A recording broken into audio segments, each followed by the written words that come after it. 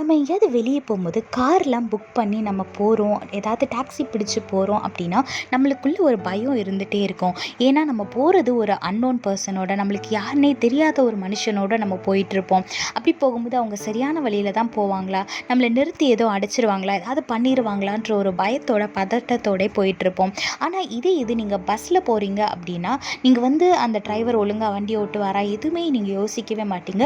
நீங்கள் பாட்டுக்கு நிம்மதியாக தூங்கி எந்த இடத்துக்கு போகணுமோ அதை போய் ரீச் ஆகிற வரைக்கும் எந்த ஒரு பயமும் இல்லாமல் நிம்மதியாக நீங்கள் போய் சேருவீங்க. இதே மாதிரி தாங்க நம்மளோட வாழ்க்கையிலையும் நம்ம மனுஷங்க மேலே நம்பிக்கை வைக்கும் போது நம்ம பயந்து வாழ வேண்டியது இருக்கும். ஆனால் இது நம்மளோட நம்பிக்கை ஈசப்பா மேலே இருக்கும்போது நம்மளோட ட்ராவல், நம்மளோட வாழ்க்கை நிம்மதியாக பயமே இல்லாமல் சந்தோஷமாக சமாதானமாக இருக்கும். வேதத்தில் பாருங்கள், சங்கீதம் 56:11 போட்டிருக்கு, தேவனை நம்பியிருக்கிறேன், நான் பயப்படேன், மனுஷன் எனக்கு என்ன செய்வான் அப்படின்னு போட்டிருக்கு. ஆமாங்க, நம்மளோட நம்பிக்கை ஏசப்பா மேலே இருக்கும்போது நம்ம யாரை பார்த்தும் பயப்பட மாட்டோம். எவ்வளோ பெரிய சூழ்நிலை வந்தாலும், எவ்வளோ ஒரு பெரிய பலவீனம் வந்தாலும், டாக்டர் நீ உயிர் வாழவே மாட்ட, இவ்வளோதான் உனக்கு, இவ்வளோ நாள் தான் அப்படின்னு கவுண்டிங்க்கு டேஸ் கொடுத்தாலும் சரி, நம்மளுக்குள்ள ஒரு பயம் இருக்காது. ஏன்னா நம்ம கர்த்தர் எவ்வளோ பெரியவர்னு நம்மளுக்கு தெரியும். ஸோ உங்களோட நம்பிக்கையை ஏசப்பா மேலே வைத்து, உங்கள் விசுவாசத்தை ஏசப்பா மேலே வைத்து சத்ருவையும் சூழ்நிலையும் மேற்கொள்ளுங்க.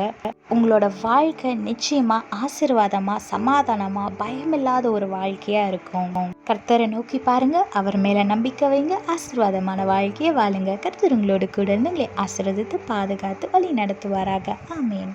When you're taking a taxi, you will always have a fear inside your heart because you don't know about the person who's driving the vehicle. You will be very conscious and you will be checking, are we going in the right direction? Will he do something to us? Will we reach our destination safely? All these questions will be wandering in your mind. But in the other hand, if you're traveling to a place in bus, you will not fear anything and sleep peacefully until you reach the destination. Yes, likewise in our life, when our trust is in our Lord, we will not be afraid of anything. But when we trust in the man, we will always have a fear in our heart. Look what the Bible says in Psalm 56:1. In God I have put my trust. I will not be afraid. What can man do to me? Yes, when your trust is in our Lord, you will not be afraid of anything, any situation or any man who's standing against you, because you know the power of our God. So always put your trust in him to live a fear-free life. Keep your trust in him and live a peaceful life. God bless you all. Have a blessed day. Amen.